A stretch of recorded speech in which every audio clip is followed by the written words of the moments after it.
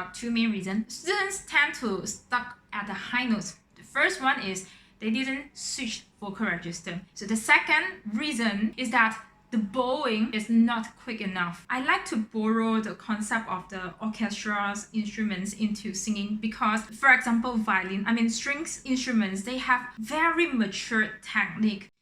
Alright, now I'm going to go to point number 4, which is, let's look at bar number 2. There is a lip there. La la is an octave. Now I ask you, what technique do we use to sing an octave? If we stick to Panofka teaching, it is called a portamento. You can look back to his book 1.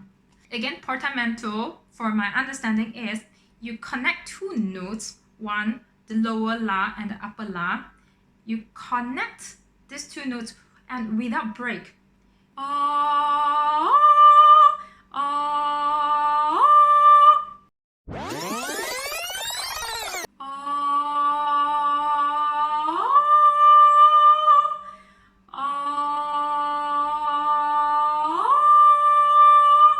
We don't reproduce the sound again.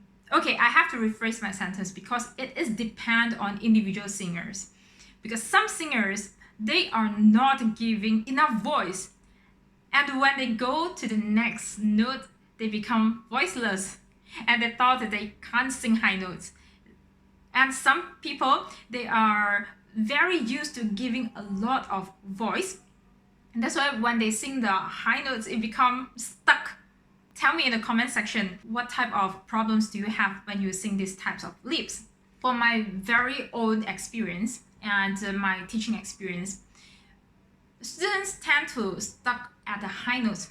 There are two main reasons. The first one is they didn't switch vocal register. They use the chest voice, which is not the nature of the high notes. We are talking in the classical context, okay, classical singing context. So the second reason it is stuck at the high note, stuck means feel not comfortable or the high notes is not being sung effectively, is that the bowing is not quick enough. I like to borrow the concept of the orchestra's instruments into singing because, for example, violin, strings instruments, they have very mature technique. And this type of technique, I think, should be borrowed into vocal. So I like to use the bowing. So in bar 2 is a D to the top D. I would suggest you to keep the speed of the second note, the top note. What usually happened was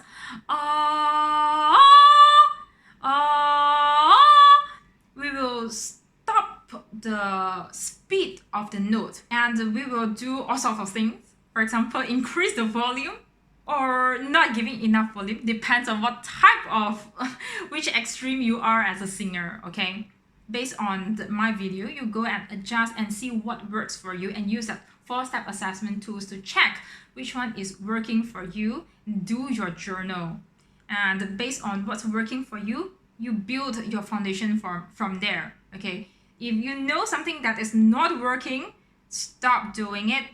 Stop doing it, for example, when you have sore throat, okay? But when you have something that's working for you, you have to know what's working for you. You do not abandon what's working for you. Download the 4-step assessment tools now in the description. How to keep the speed of that note. This is how I do it. I just imitate, I'm playing a violin.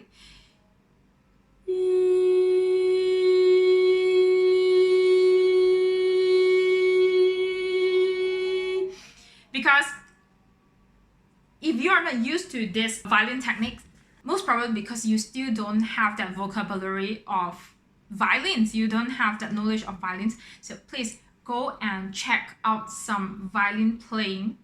You can learn some of their master classes. There are a lot of great YouTube channel out there. So learn about the technique of how they bow and then come back to this video and then learn how you bow. This is how I do it. If I sing a D,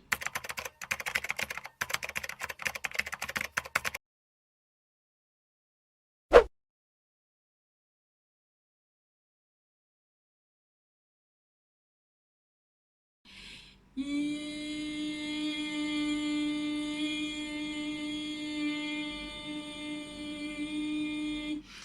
downbeat, down bow is moving towards the gravity. So it is easier to have flow. But when we go up bow, in voice, we don't actually have a bow. So we will move and then we'll start to go too far and then we finish our bow and we're still moving in one direction. But if we borrow the idea of a violin player, so when you finish your bow already, the bow is that long, right? So you finish the down bow, then you move up bow. And when you move up bow, you don't stop there. Like if you really play a violin, it will right? So you have to keep moving the bow. Same as singing. If we borrow this concept, we go down.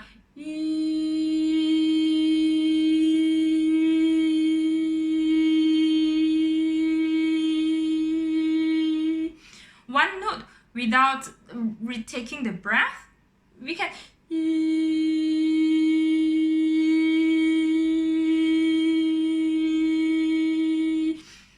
keep giving the energy into that one tone so that we won't sound like